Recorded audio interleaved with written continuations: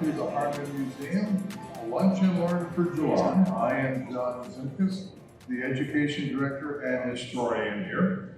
I want to thank you all for being here today for our talk. There's a lot of things going on here at the museum I thought you should be made aware of. We're in the last few days of a beautiful photography exhibit in our Semindiger Gallery.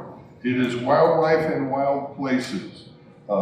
Bill and Marty Welsh, who live in the Bellbrook area, you'll see some pictures of them with the largest lenses I have ever seen, but they're wildlife photography and they're beautiful. It'll be here until next week.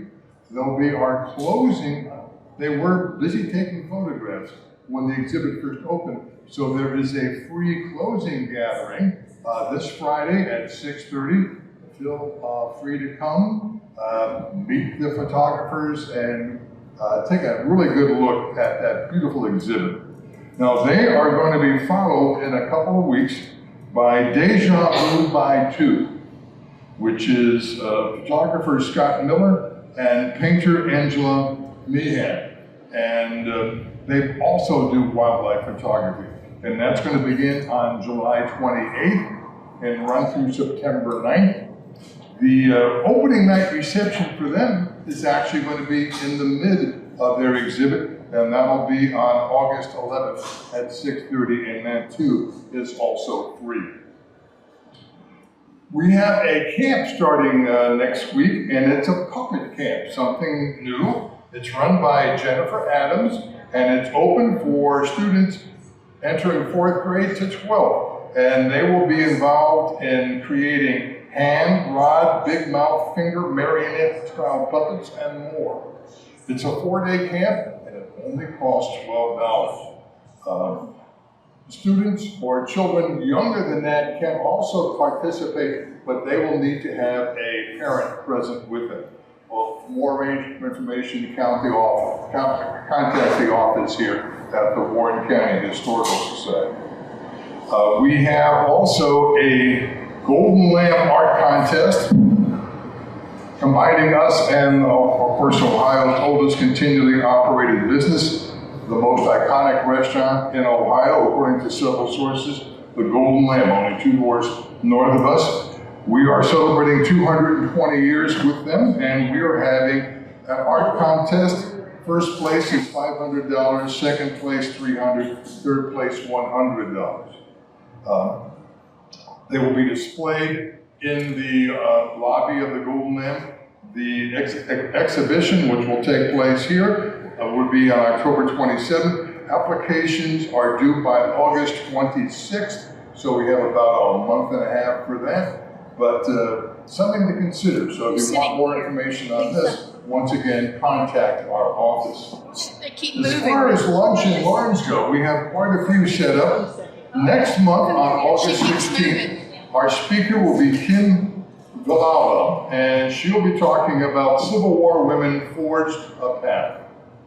Women of the Civil War forged a path that others would follow. As they stepped out of their tradition and social roles, they set out to make a difference and ended up making history.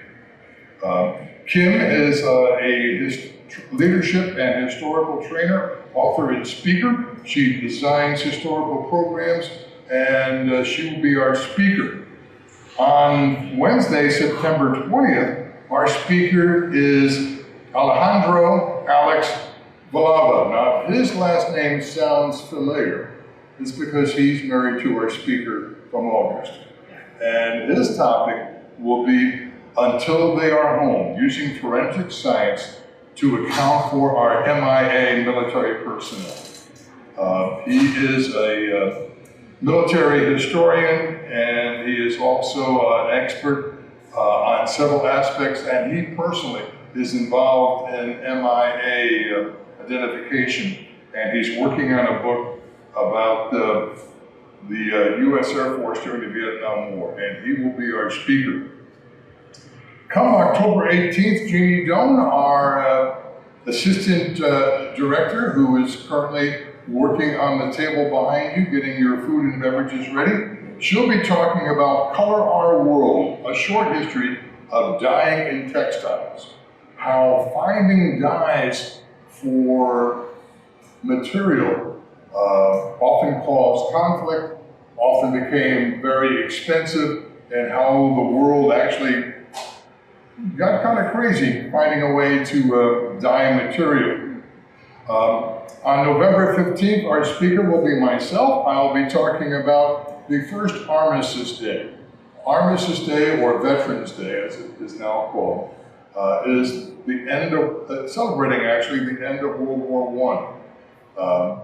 On the 11th day of the 11th month at the 11th hour, fighting will stop in the Great War. How did Lebanon find out about it? What did Lebanon do about it? How was the news received? And we'll be talking about that. Our good friend, Fred Compton, will be here on December 13th, talking about a Dickens Christmas. Fred is usually here around Christmas time, and for over 35 years, he has worked at the Golden Lamp and has many of the things they used to do and what they did during Dickens times, and he'll be telling about that. On January 17th, our speaker will be our good friend, Joyce Browning. She is the lady who has been for us Annie Oakley, Martha Washington, several other people she has portrayed. She's doing Julia Dett, the wife of U.S. Grant. I just finished reading the fantastic and huge Ron Chernow book on Grant. Really, he does not deserve the credit he deserves for being a great president. He was the #1 fighter against the Ku Klux Klan. He actually declared war on the Klan while he was president. And he did have issues, he did have problems, but he was quite an individual, and wife was his devoted wife was Julia Dent, and we'll be talking about that. February 12th, we will have Donna Summers talking about Tiffany glass. She recently, she is the one who's the curator of our Armstrong Gallery of Flight over this direction. She's also the curator of the mid-century modern display. And she's also a published author. But she has been working at Jekyll Island about Tiffany glass they are restoring. And she has developed a whole presentation on the Tiffany Company and Tiffany glass. And March 20th, our good friend Linda Martin, who is also a good patron of us here at the Lunch and Learn, will be, in the past, she has done a fantastic job about her Christmas or Halloween decorations. And she had, 3 tables full and a big screen full of all these decorations. And then she said to me, well, John, I've got Christmas decorations too. So then we had a fantastic Christmas display going back 30, 40 years or more. And then just recently said, another part of my basement has an Easter display. And that's what we were going to be looking at on March 20th. Linda Martin's Easter display. And I just can't wait for Arbor Day.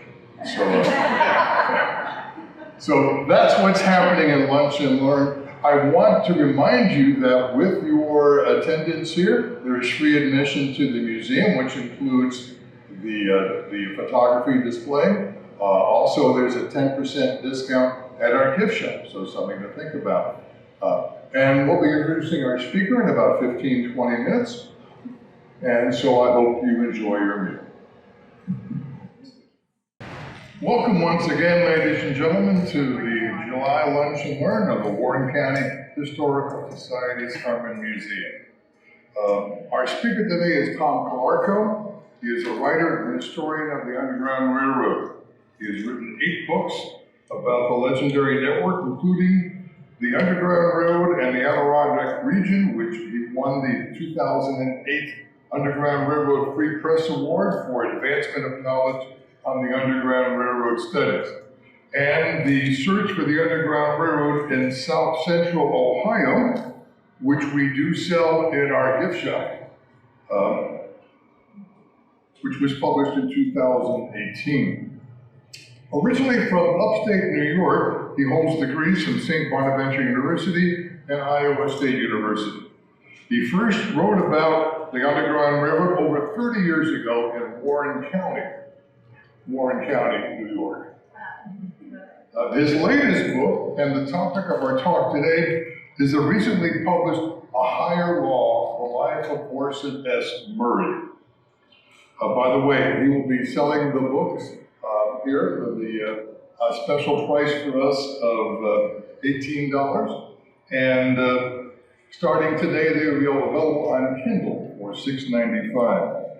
Orson Murray, 1806 to 1885, was an eccentric and original thinker far ahead of his time. A devout Baptist minister who eventually became a person who denounced all religions, a radical reformer, an abolitionist, a temperance advocate, a women's supporter of voting rights, and a vegetarian. He grew up in Vermont but spent the last part of his life in southwest Warren County, as it was then called Foster's Crossing. Marcia Murray Holstrom, an alumnus of Xenia High School and who has spent her early years in Ohio and now lives in San Jose, California, published this book that Tom wrote. She was going to be here, but due to illness in her family, she could not attend, but she did send this following note. After many years of genealogical research and teaching genealogical classes, I realized that writing a book about one of my significant ancestors was an important part of the family history process. Tom Calarco has published multiple books about the Underground Railroad, and my third great-grandfather was a key player to that effect. Fortunately, Tom agreed to tackle the project, and working with Tom has been a fascinating process, ending with an incredible, comprehensive story about Orson Smith Murray. Thank you, Tom, for your professionalism in this process and for using your proven writing talents to bring Orson's stories to all our descendants and to those studying how we overcame a tragic part of our history by eliminating slavery in the United States. One of the stories Tom and I have discussed concerns Tom Corwin with Orson Murray. We were debating how, if it's a fact or not, but it's a fascinating story. Josiah Morrow, the great local historian from the late 19th and early 20th century, wrote that Murray was once called to witness in the case of court in Lebanon. Under the Constitution of 1802, this testimony of a witness could be excluded on account of religious belief, and Murray's testimony was ruled out because he did not believe in a God in future states of reward and punishment, although no one questioned his truthfulness or sincerity.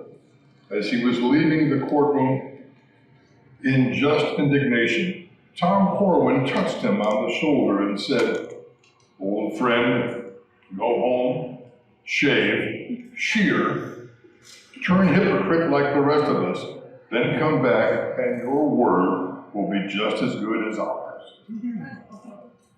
Ladies and gentlemen, Tom Clark.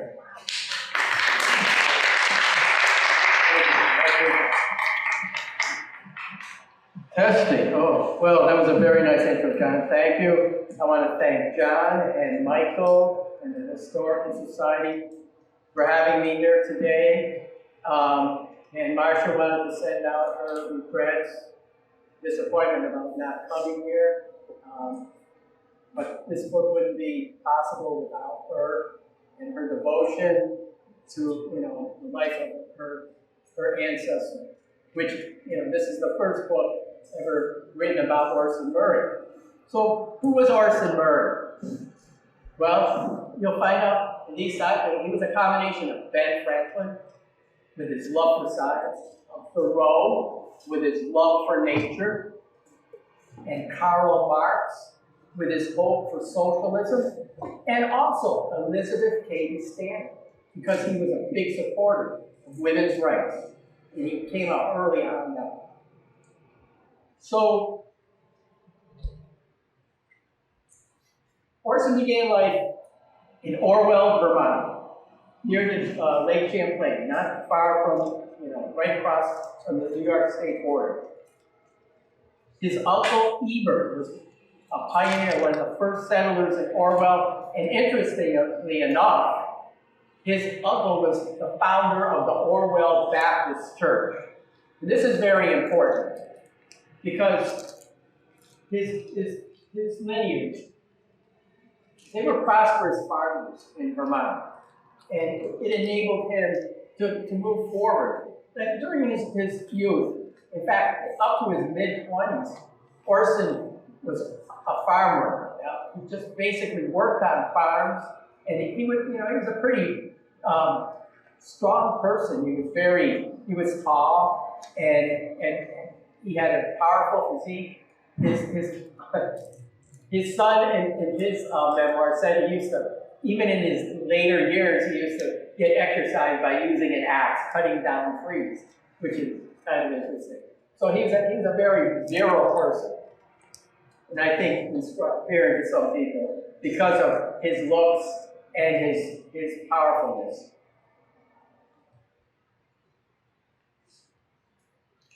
Now, he grew up during the Great Awakening. I don't know if you know about the Great Awakening. It was actually the Second Great Awakening, but that was really the greater of the two awakenings, because it led to this fervor to make everything right with the world and destroy everything that was wrong, all iniquity, all evil, reform the world, make the world a better place. It's sort of like when I grew up in the 60s, we felt that way. But it was a revolutionary era, and it's what led to temperance, abolition, women's rights, vegetarianism, all social communities. They all were the result of the Great Awakening. And Orson was had to be greatly influenced by it. And for example, it was also the period of the circuit writers who would preach this message of the Great Awakening. They went throughout New England and New York State. There's a great book called The Burned Over District, Whitney Cross, who wrote about it. And what the greatest circuit writer, the greatest, was this man, Lorenzo Dow. And look what he looks like. Remember what Murray ended up looking like, right? Look at that picture. Well, Lorenzo Dow visited and lectured in Orwell when Orson was a boy. In fact, from the period from 1815 to 1818, when Orson was 9 to 13, he was lecturing in Orwell. So you know that Orson undoubtedly, must have seen Lorenzo Dow. He was very, very charismatic, considered the greatest circuit writer.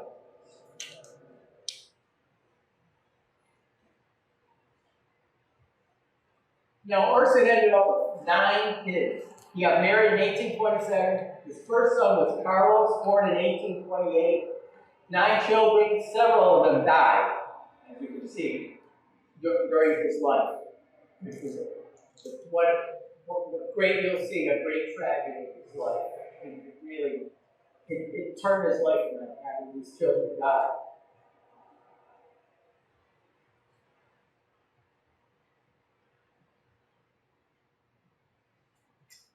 So in 1831, he got his license as a minister, but he never used it, or almost never. I think he said one time he preached as a minister in a church. Instead, he started writing. He found he had a talent for writing. And so his first article was on temperance. But then he read The Liberator. And he read William Lloyd Garrison's Liberator, and especially about colonization. And he started to do lectures and write articles against the colonization society. He was contracted to write for the New England Anti-Slavery Society, not write, lecture for the New England Anti-Slavery Society, and which was Garrison's society. And that's it. And so then, this was early on. Oh, I'm ahead of myself. So then, he went to the, okay, that's right. I'm a little ahead of myself. So just keep that in your mind that he's already a lecturer. But at the same time that he was getting involved in anti-slavery, there was a man who lived not too far from Orwell, actually 15 miles from Orwell in Lowhampton, New York. His name was William Miller. Some of you may already know who he was. He was the man who predicted the second coming of Christ. He was a veteran of the War of 1812, and then when he came back, he became the postmaster of Lowhampton. But he was a devout Baptist, and he basically memorized the Bible. He was so fanatical about the Bible that he looked at the prophecies and he said, the second coming is imminent. It's about time, especially with all this fervor with the Great Awakening. He said, oh, this is a special time and something is going to happen. I predict that the second coming is just about here. So that's him up there in his home. So there's where Lowhampton, there's Orwell. It's about 15 miles. And there's Brandon, where Orson eventually moved when he published the Vermont Telegraph. Now, an amazing event happened. Miller was, he started to talk about it, but he wasn't really that vocal, just locally. But then something fantastic happened. And Miller saw it as a sign. So I'm putting Miller and Murray together because they live so close together. And later Miller did write things for the Telegraph.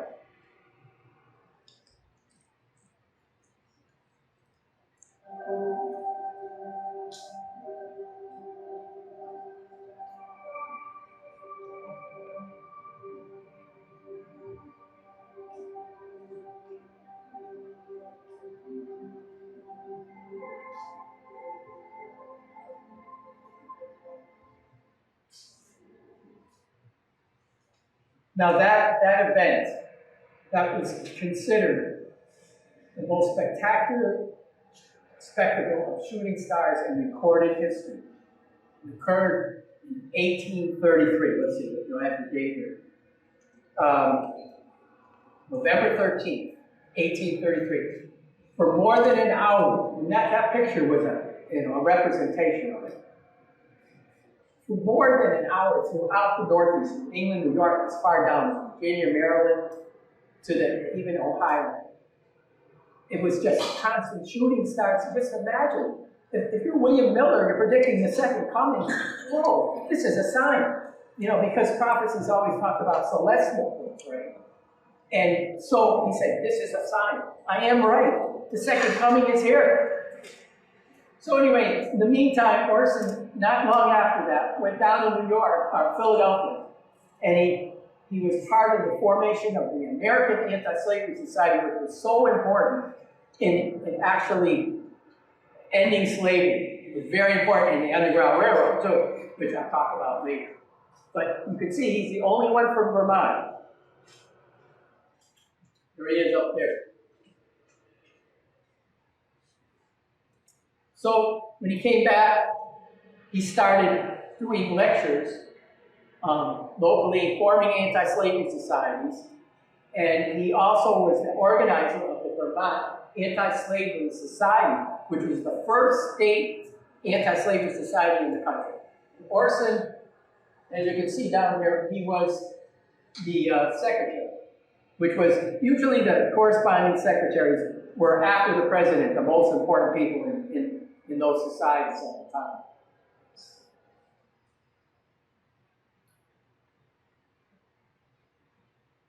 Now, you may not know it, but William Lloyd Garrison was almost lynched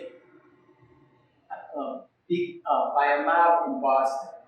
And it was during this time, all the lecturers, anti-slavery lecturers, were getting mobbed. Orson, I've got details in the book, a number of his accounts of him getting mobbed at various anti-slavery, at the various lectures he did on anti-slavery in Vermont. Many times, I mean, he had to have a lot of courage to do what he did. It was unbelievable. But Garrison himself, the reason they were trying to lynch Garrison was because George Thompson from England was supposed to be there. But he didn't come because there were threats that people were going to lynch George Thompson. So when George Thompson didn't show up, to make it even worse, there was the Boston Female Anti-Slavery Society had a meeting where George Thompson was supposed to appear, but he didn't show up. So Garrison's office was right near there, and when the mob started getting really wild, he went to a printing office behind the building to hide out, but they found him, and then they dragged him out, and this is a depiction. As you can see, it's hard to see, but he had a rope around his neck, and as you know, his life was only saved because the mayor and the police came and they intervened. And then Garrison left town for a few weeks while things settled down.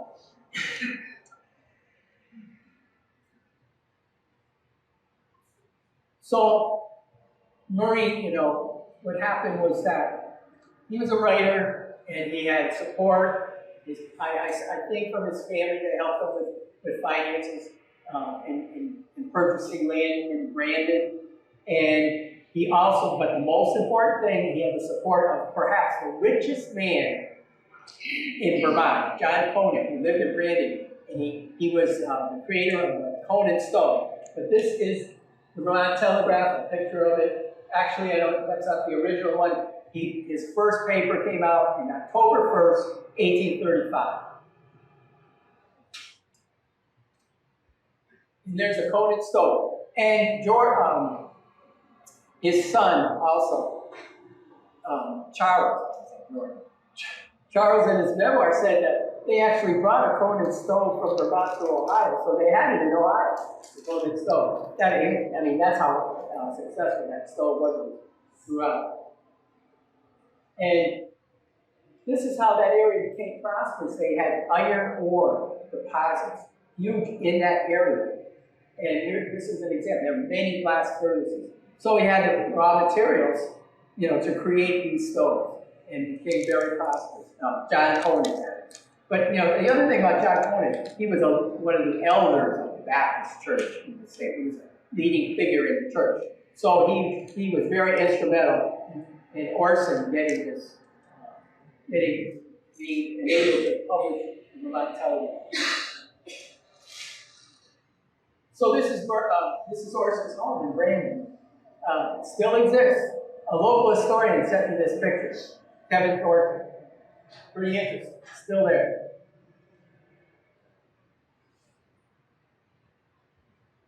Okay, now let's get back now.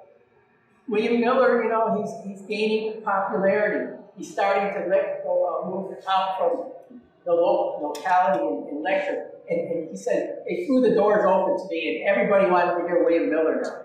And Orson did publish articles or messages, well, he published this advertisement, but also published articles that Miller would write. Not a lot, but a few. And Orson would comment on it. And Orson was one of these people, he had an open mind. He believed in free thinking. Even if he didn't disagree, he would say he disagreed, but he would let you say what you wanted to say. I mean, he wanted open communication, free thought, free speech, none of this censorship like we have today. It's amazing. But he was all for free speech. And anyway, here's his book that William Miller wrote about his prediction of the second coming. Now, the other thing about Orson, he was big on anti-slavery rights, also in the Underground Railroad. And he had 3 lengthy accounts in the Vermont Telegraph talking about events, incidents in the Underground Railroad that he participated in. He tells in those articles who were his collaborators as well. The major one was Roland T. Robinson, which is now a museum. And he talks about fugitive, et cetera, et cetera. But I've got a lot of detail on that in the book. So that was another thing he was doing. But he got so involved in reform. He got involved in women's rights. He got involved in the peace movement, the community movement, anti-slavery. He was talking about all these reforms. And some of the people who read the Vermont Telegraph, even though he was putting them on the second and third page, and he put the religious news on the front page, they started getting upset with him. We want more religious news. some people cancel their subscriptions. Now and then he was attacking, he was saying, no union with slaveholders. He was attacking all the Baptist clerics who still had connections with anti-slavery Baptist preachers who held slaves, or if they were Baptist, this is in the South, preachers who had their churches, they had slave members. And so there was this is about a convention where they said, no, you need to disfellowship yourself with people who either believe in slaves, support slavery, or own slaves. And that's what this article is about. It's saying that no union with slaveholders, we need to do this. And he had numerous articles like this, which of course, some of the Baptists in Vermont said, well, no, we want to keep our connection with them, even if they have slaves. It's not right, and they would say, oh, we shouldn't interfere in the South. They have a right to have their slaves. It's a state matter, etc. But of course, Orson would have none of it. Okay, then something tragic happened to Orson. I'm sure it had a huge effect on him.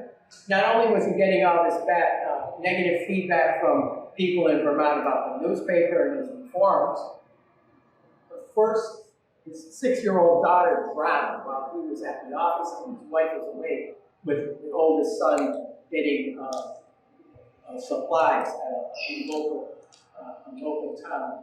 And they had a babysitter there. And he died in the pond there. And then 6 months later, his 4-year-old died in the crew. Now, I was able to get these are the tombstones. They're still there in Brandon at the congregation of the church. The minister at the church sent me his photo. So, and then he talks another one. 3 months later, someone else in his family, he doesn't identify him. It's not a child. But somebody else in his family also died. So he had 9 months, 3 deaths.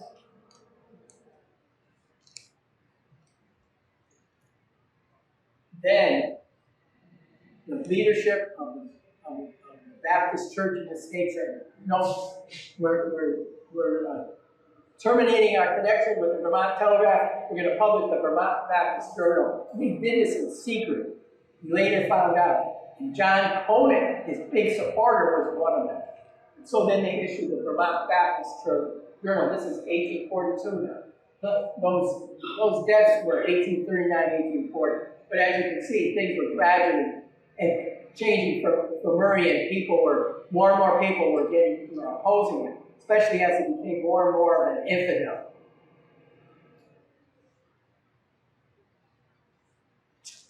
And even William Lloyd Garrison had turned against him, calling him wild, ultra madcap editor for his heretical views and doctrines and practices. So since the Telegraph and its eccentric editor have been undeserving a name and place amongst Baptists for years, it ought to have been so considered. So when Garrison, who was a big supporter actually, Garrison said very good things about him in the 30s, now they had a falling out. And now it's 1842. William Miller as Murray is in disfavor, Miller is at the height of his popularity.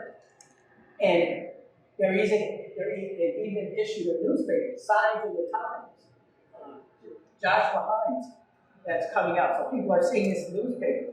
And then there are at least a dozen other preachers who are making lecture tours, preaching, Miller's message. We got to prepare for the second coming. It's coming. It's coming. And then he said, he's sure that it's going to happen sometime. Miller actually said this. He was in Philadelphia, he was in New York, and he finally said, it's coming as early as March 21st. Now, wouldn't you know this is crazy? Coincidence. What happens next? A great comet on March 3rd, 1843, one of the great comets of the era. Another sign. The coming is coming soon. We have to prepare. So after the comet, Murray went home to contemplate about and wait for the second coming.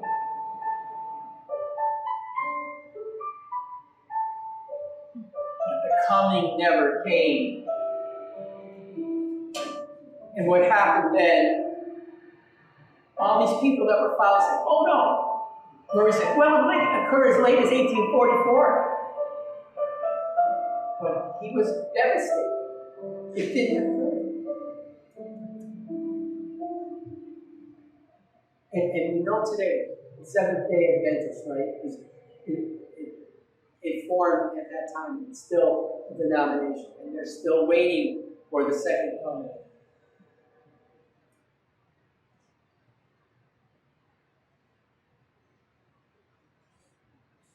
All right, so Murray's now, he's in total disfavor. He needs to go someplace else. He goes to New York. He goes to this meeting of the Society for Universal Inquiry. These people are radical, just like him.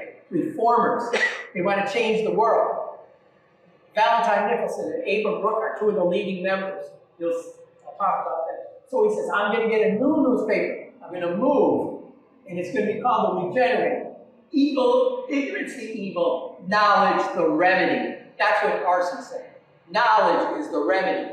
Knowledge is more important than anything to Arson.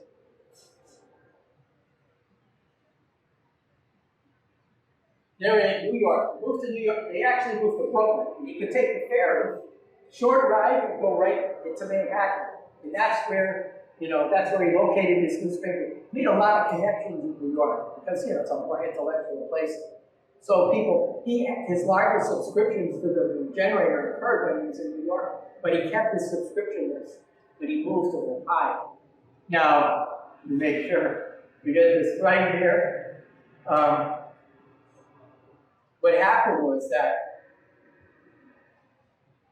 while he was settling things in New York, he did make a visit to Vermont too, which he was mobbed.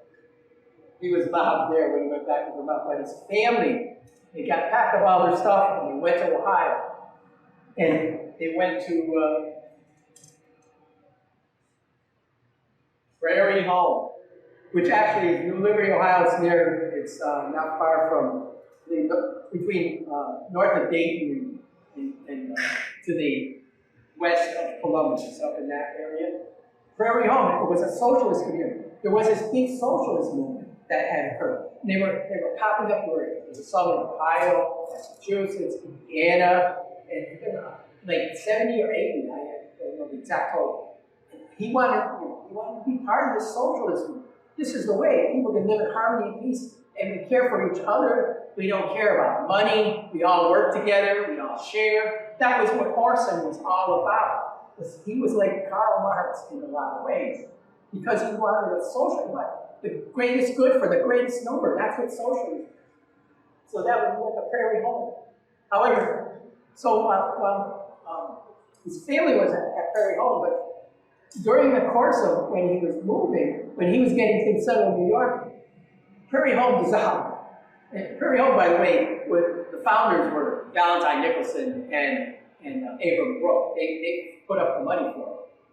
But while he was in New York in the South, so they went to live with Abram Brooke, his family, awaiting his coming. So finally he got on the boat.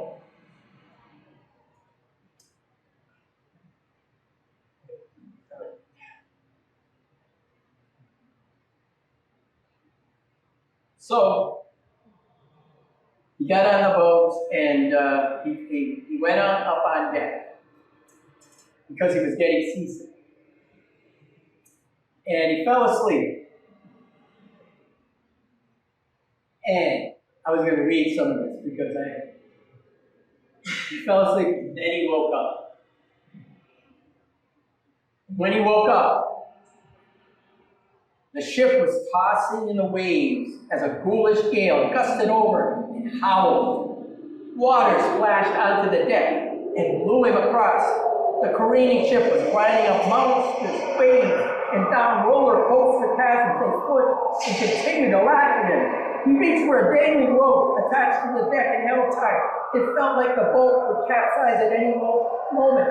Passengers below deck were screaming. Rain. Water continued to thrash about, began pouring into the cabin and below deck. Parts of the deck began falling away. Then he heard a crackling of the wood as the sail washed away. He grabbed for a board and his body swung like a rag doll, his life literally hanging by a thread.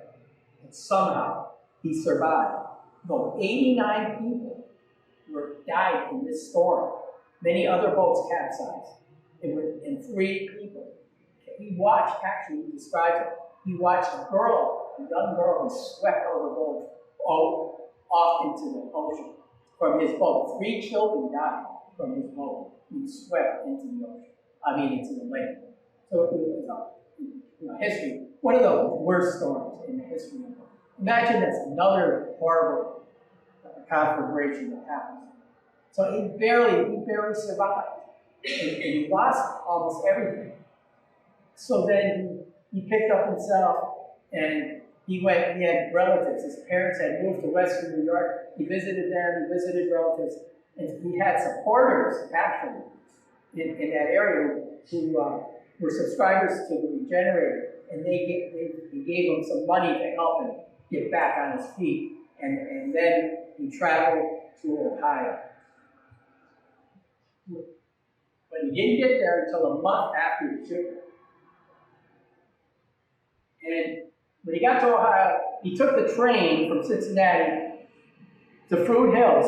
The Butterworth farm, the train was right next door. It was right alongside their property. And he got off at the Butterworth farm, and Henry Butterworth, whose wife was the sister of Valentine's wife, they were in-laws, took him to Valentine Nicholson. Valentine Nicholson then took him to Abram Brook and his family, and then they came back to Valentine Nicholson's house, where the Murray family stayed for 4 months.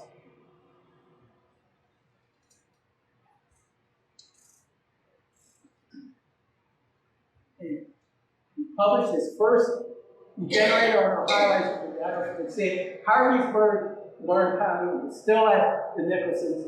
He published it. He told about the Regenerator, what he planned to do with it, and he discussed his dream of a community. He was going to form his own community. Not Prairie Home had dissolved, but he was going to form another one. And that would be Fruit Hills.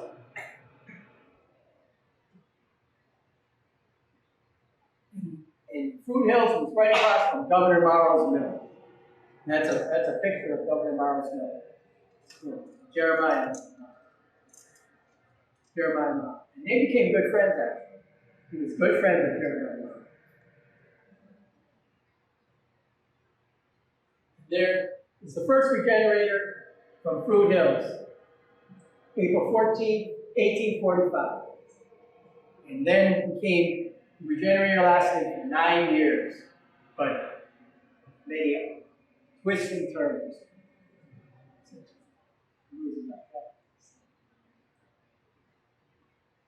And there's what, just down the road, Foster's Crossing, the covered bridge, and I'm not, Karen is here, where is Karen?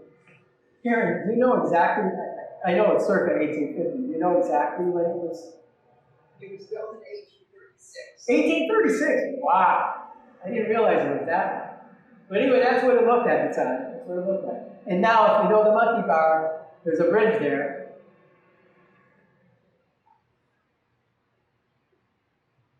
There's what the area looks like now. This is taken right from the bridge. I took this picture. Foster's Crossing today.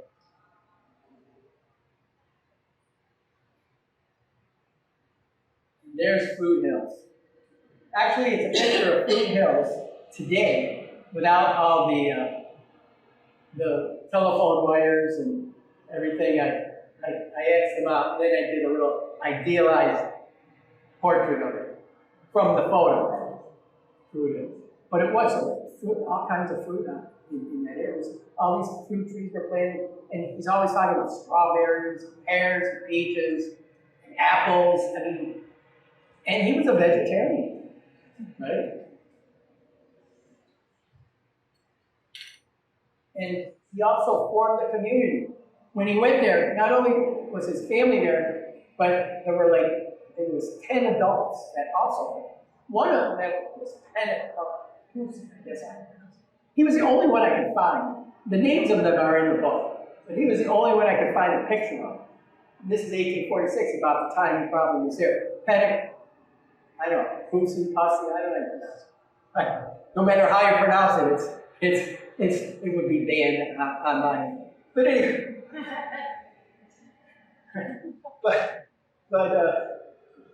Anyway, he actually wrote a couple things. And a lot of the people who were community members were right in the generator. So that's how I found out that they were living there, because they put their signature, Fruit Hills. So that I realized they were part of the community. Now, also, one of the original members was Joel P. Davis, who was intimately involved in the Underground Railroad. So you got the Butterworths next door, then you got Joel P. Davis. There's a picture of the really nice Underground Railroad exhibit we have here in John. Anyway, there's a picture of Joel P. Davis' Underground Railroad network. And he was one of the community members. And Abram Allen, if you ever get the Friends Museum over here in Wayside, this is Abram Allen's Liberator wagon.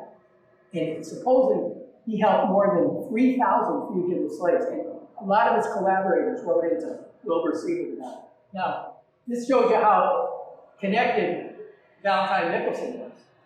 Abram Allen created this miniature, because these things were like a large USB, probably, even bigger. They were really big wagons. Abram Allen created this miniature as a gift from Valentine Nicholson. And Valentine Nicholson donated it to the Friends Museum, or his family did, to be.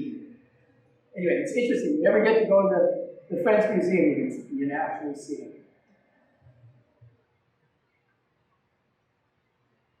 There it is, the Butterworth House. Now, the Butterworth House was not only noted for Underground Railroad, but we'll see in a minute. I'll tell you about something else that happened there. But they were always very close. Butterworth's kids and Murray's kids became close friends throughout their lives, and they always supported Murray. Even though they were Quakers, he always got along with Quakers, because they were more liberal, more accepting than some of these evangelical churches. And they always supported him, and they were right next door.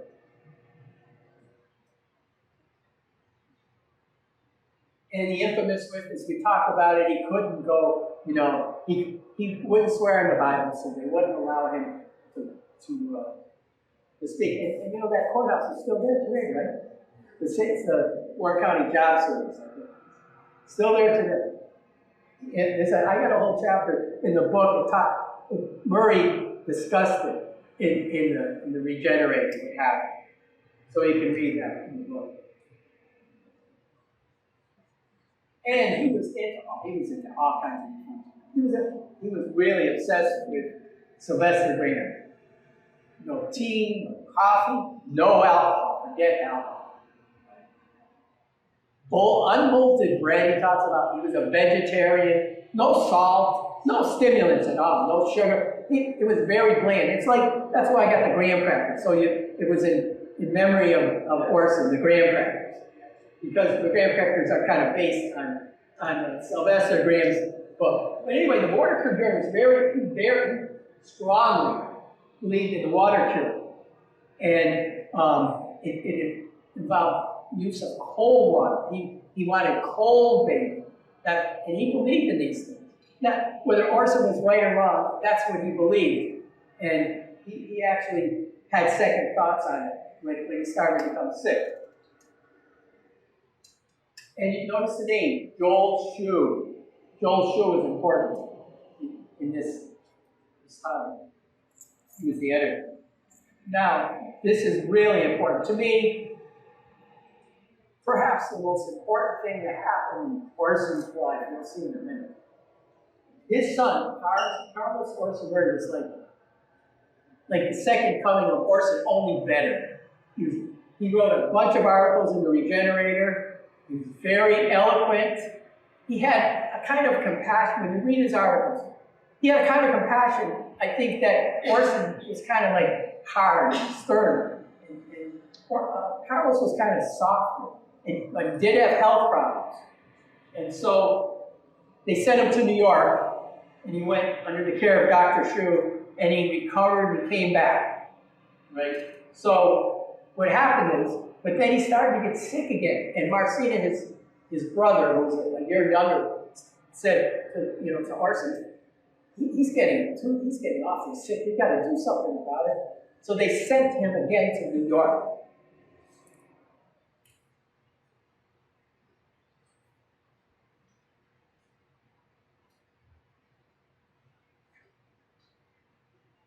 And he died. He died there.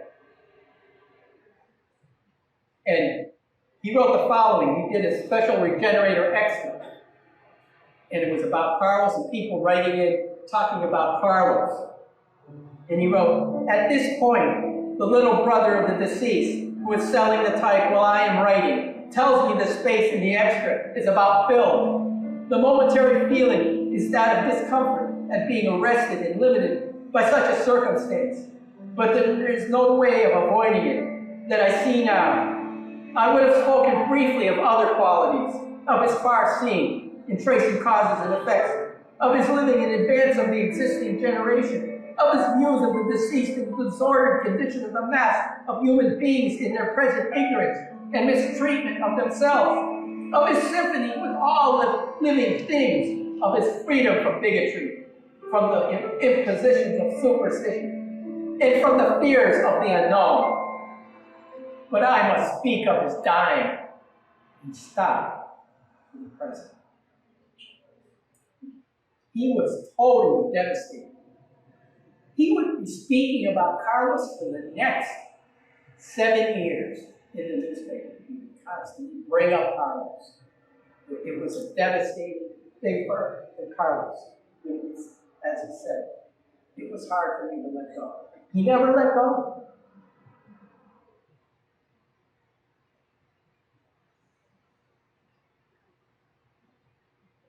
So Robert Cheney, who was one of the original community members, had moved to Cincinnati. Robert Cheney was from Scotland. He was an immigrant. He had been in Boston where he learned of the Regenerator and he actually wrote an article for the Regenerator when he was in Boston. Then he moved to Fruit Hills. Then the community members moving in and out. There were a lot of financial problems, a lot of problems. People would move in and out. Some complained that, there were not enough women there. There weren't enough. There might have been one other, I think, but I'm not sure.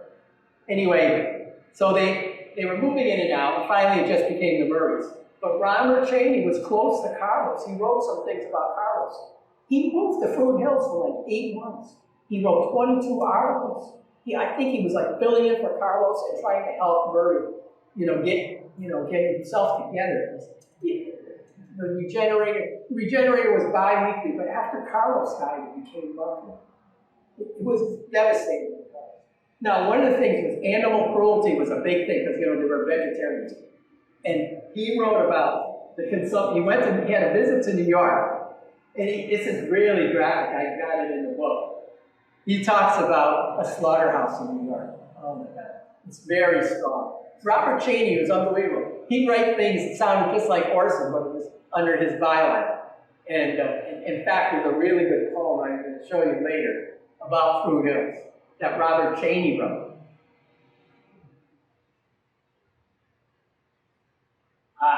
But then the spiritual movement was taking over. What's that? Hear it? Oh, it's a rap. Every paper, it seemed like, Orson wrote, the front page would be about the mysterious rappings, knockings, manifestations. It was like a fad that was spread throughout the country. He published an article from the New York Tribune that talked about it. It was all over the country.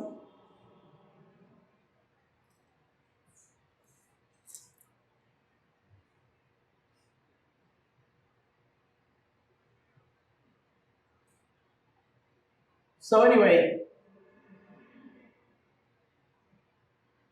I got to tell you about this. That's right, that happened before, didn't it? Well, then I should go back because I've got a little story to tell you. It was the fad, right? And people started writing into Regenerate. Carlos spoke to us. Carlos spoke to us. Well, you know, Valentine Nicholson was big. His friend Carly in Harvey's was big on spiritualism. So apparently, Valentine arranged a medium to come to the Butterworths and do a seance and invited the Murrays. And what do you know? Carlos spoke. He goes and explains how they did the rappings and how they communicated. But he even says, I heard the variable rap. I heard the variable rappings, and there was no collusion, no cheat, no trick. There may have been imposition in other places, but in this instance, there was none. So Murray was like half believing. He didn't believe, but he wanted so much to reach out to Carlos. He wanted to believe that he could speak to Carlos. Then Marcina went on a trip back. He went to mediums back there, and Carlos was coming up there. Carlos was speaking, but obviously he wasn't. But Murray could not accept it. It was so hard for him to accept it.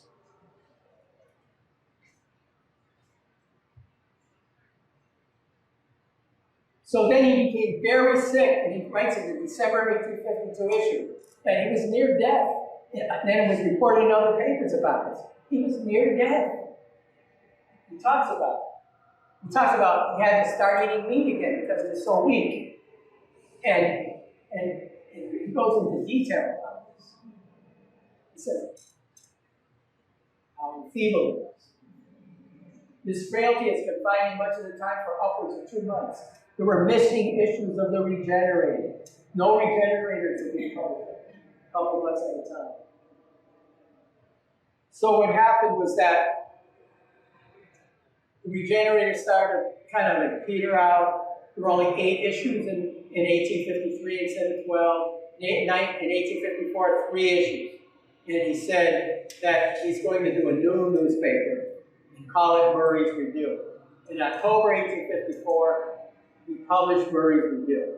It was pretty much the same type of paper as the Regenerator, except I think I forgot to mention, the Regenerator was 17 pages, right? It started out as 4, but then became 17 in 1846. But Murray's Review was only 4 pages. And that was Orson's last newspaper. Finally, it happened though. Orson said in his last issue of Murray's Review, I'm going to go on vacation, but Murray's Review will be back in a couple months. He never came back. Instead, he went back to, by the way, he always was farming. Even when he was publishing Regenerator, he was always farming. But then he became farming full-time. He went into partnership with Charles. And Charles talks about it in his book. And they were selling various fruits and vegetables. But the big thing that he sold, potatoes. They were big on the potatoes, the Murrays. Art Marcina actually went down to Tennessee later. And he started, he had a special process for cultivating sweet potatoes. And he became noted. They called him Sweet Potato Murray, Marcina in Tennessee. So he was out on the farm. That's a portrayal of Johnny Appleseed, who was a noted farmer and planter of apples in Ohio.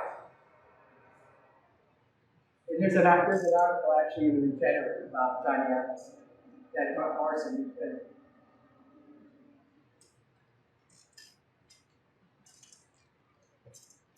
But then it happened again. Another death. This time, his wife. Now we don't, interestingly enough, we don't know too much about what happened with Catherine. We said bone complications. Perhaps it was cancer. But we do know she died in Yellow Springs.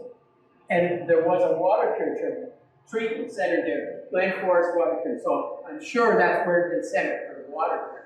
She died after only 6 weeks. Once again, Murray went into a lake. He doesn't talk about it because he didn't have a publication.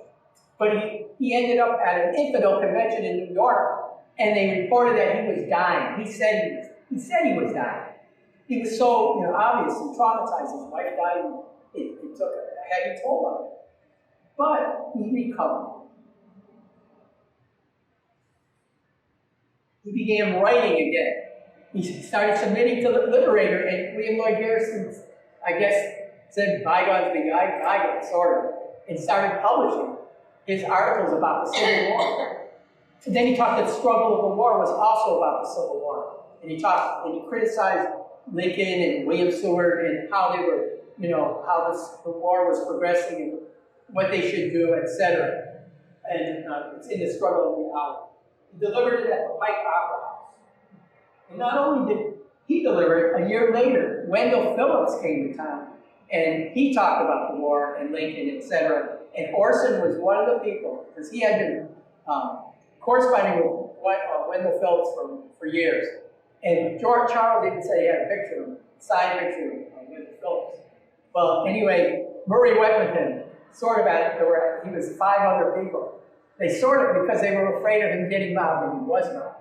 And there was a mob scene, they had to escort him out, they were throwing eggs, Orson got hit by an egg. That's the famous thing, he got hit by an egg when he was trying to protect Wendell Phillips.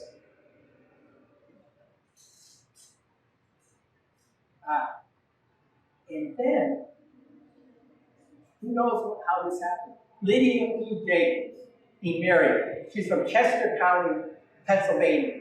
No one really knows how long. Even Karen doesn't know how long he was married to her. It's a mystery. Nobody knows how he met her, although he probably met her through Valentine Nicholson. Because Valentine Nicholson went in the Liberator. It was 10 people, I think it was. They went in 1843 to New York. And that's probably where Murray actually met Valentine Nicholson. But one of the people was Benjamin Fussell, Edwin Fussell, who was then living in Indiana, and that was her cousin, Edwin Fussell. And their uncle was Dr. Bartholomew Fussell, one of the most famous Underground Railroad conductors in Connect Square. This is actually a picture of his house, and that's him. He was a close collaborator with the famous Thomas Garrett.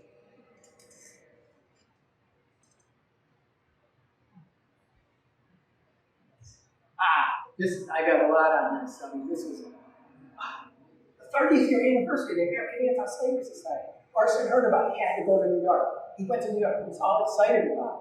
But when he got there, people were like, they didn't want him there. They snubbed him. Even William Lloyd Garrison wasn't friendly there. And then he prepared these resolutions that he wanted to put forth, and they stopped him before he could finish. And he felt like, oh, why are you doing, why are you suppressing my freedom of speech? He was very upset, and he left early from the convention. And he missed a great speech by Frederick Douglass, which I have some of in the book. But anyway, he was very disconsolate. He was just, he stopped. He didn't write anymore for the Regenerator. I mean, for the Liberator. This is his last home up the hill from Foster's Crossing. And he got married, Diantha Poor, a local girl. His son and 2 daughters married relatives of the Poors. Well, so actually, let's see. His son married one of the daughters, or sisters of Diantha Poor, and one of his daughters married another sister, and another daughter married the brother-in-law of the Poors. So that's kind of interesting. And then in the end, Orson had 19 grandchildren. And there isn't much that I know about him during this period, except him and Diantha went to Ohio, Lavina, Ohio, for the formation of the Women's Emancipation Society. And guess who they nominated as president? Orson S. Murray. Diantha was there, she participated. I've got a little notice on it. But it was a short-lived society. I don't know what exactly happened to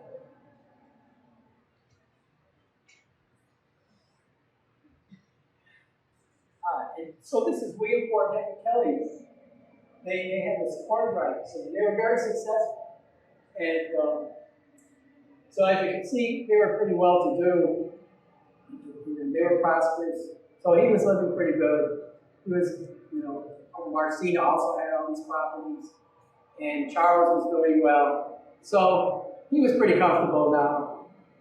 And he had 19, like I said, 19 grandchildren in those days.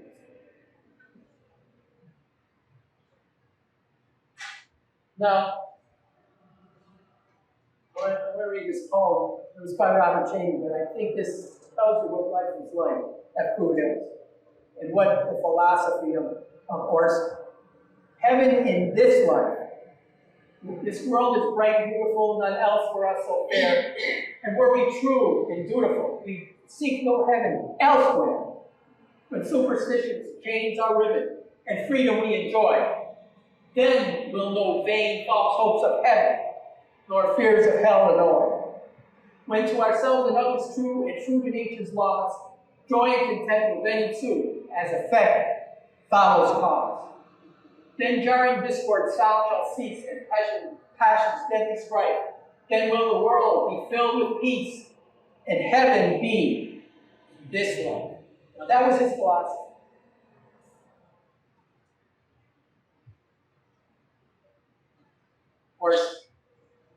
Orson. Now Orson, before he died, he wrote his own eulogy. I just want to read a few words from this eulogy, because it also sums up his philosophy. And it was read at his funeral, in which his body, I described in the book, is laid out in an ice chest because he was going to be cremated. The philosophy which assures me of rest and peace includes the thought, the full abiding conviction in the perpetual motion and universal change of all things. That in the relation of things, this is inevitable. That in these processes, all forms have their beginnings, their periods, terms, and terminations of existence. That no form is or can be the same thing 2 moments of time during its existence, and never again the same existence that pertains to all forms, whatever have been, are, or can be. He was cremated in Lancaster, Pennsylvania.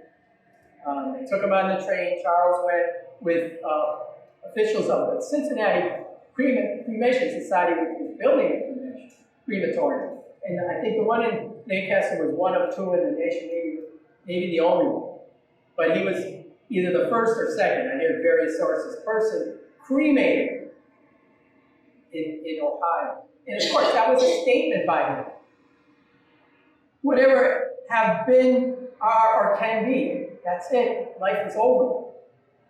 We're out of existence. So he wanted to go back into the essence of the universe, into the elements. And so he was cremated. Now, believe it or not, I know you're not. The person said he's going to make an appearance here today. He did, seriously.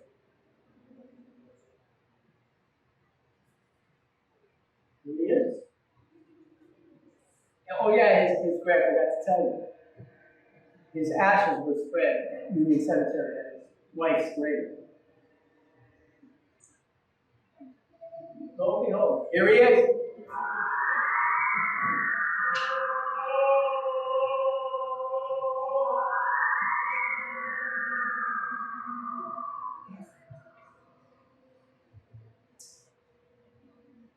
Now I wanted to tell you a higher law, why I call it the higher law. He sought a higher law, a law not dictated by a higher power. If it begins with making the God the supreme lawgiver, he wrote, it leaves off making man's conscience the supreme and final arbiter. His conscience his rational powers, his search for the best ways of human living. This was his higher law. Gods, governments, rules that require absolute obedience had no place in his life. He was a questioner, a gatherer, a troublemaker who disturbed the peace and comfort of established ways and accepted truths. For Murray, there was no such thing as an accepted truth. There was always finding a better way, an even higher law.